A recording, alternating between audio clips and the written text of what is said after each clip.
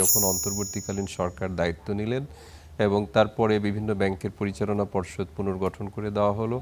সেই সমস্ত পরিচালনা পর্ষদ গিয়ে ওই সমস্ত দুর্দশাগ্রস্ত ব্যাংকে যখন অডিট করলেন, রিঅডিট করলেন, রেগুলেটরি অথরিটি থেকে তথা বাংলাদেশ ব্যাংক থেকে তাদের লোকবলের মাধ্যমে কিন্তু অডিট হলো, ইন্টারন্যাশনাল সংস্থা এখানে এনগেজড হলো, তারাও অডিট করলেন এবং তারপরে মূলত হচ্ছে থলের বিড়াল চলে আসলো।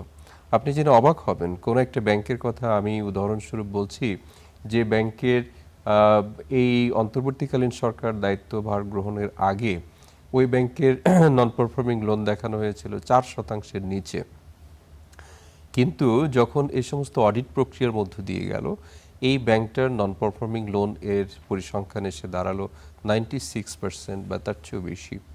তাহলে আপনি চিন্তা করেন যে 4কে হয়তো 40 বা 40কে 4 বানিয়ে রেখেছে, তাই না, কিন্তু এখানে যেটা প্রায় 96% খেলাপি ঋণ, তাহলে সেই খেলাপি ঋণকে তথ্যের ঘাটতি দেখিয়ে অ্যাসিমেট্রিক ইনফরমেশন যেটাকে আমরা বলি, মানে সে অপব্যবহার করে এটা এই ধরনের একটা ক্রাইম করে জনগণের চোখে ধুলো দিয়ে কিন্তু হচ্ছে আমাদের সামনে যেটা উপস্থাপন করা হয়েছিল ব্যাংকিং ব্যবসার চিত্র, যেটা এটা কোনোভাবেই প্রকৃত চিত্র ছিল না।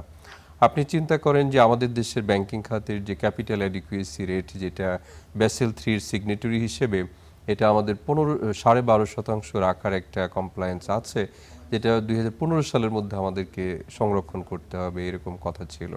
কিন্তু সেটা এই মুহূর্তে সর্বশেষ পরিসংখ্যান, আজকের পরিসংখ্যান যেটা, সেটা হচ্ছে বাংলাদেশের ব্যাংকিং খাতে overall capital adequacy ratio negative by 3%-এর কাছাকাছি। যেটা 12.5% রাখার কথা সেটা -3%-এর কাছাকাছি। যেটা নন পারফর্মিং লোন বৈশ্বিক অ্যাভারেজ 2% রাখার কথা সেটা এখন আমাদের 30%-এর উপরে। আমাদের এখানে অনেক ব্যাংক আছে যে ব্যাংকিংয়ের নর্মস, কালচার, থিওরি এটা কোনো কিছুই এখানে তোয়াক্কা করা হয়নি।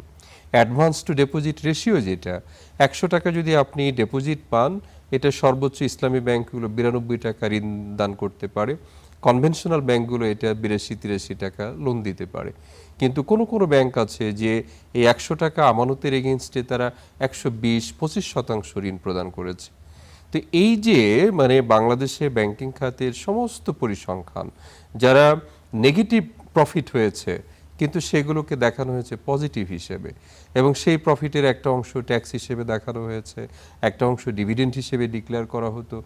এই যে বর্তমান সময়ের আগে বিশেষ করে এই নিকট অতীতের যে ওই সময়কার যারা কর্তা ব্যক্তিরা ছিলেন, রেগুলেটরি অথরিটি ছিলেন, ব্যাংক পরিচালনার দায়িত্বে ছিলেন, ম্যানেজমেন্টে যারা ছিলেন, তারা জনগণের চোখে ধুলো দিয়ে এমন একটা পরিবেশ সৃষ্টি করেছিল যেখানে তথ্যের সত্যতা বলে কিছু ছিল না, জনগণের প্রতি জবাবদিহিতার কিছু ছিল না।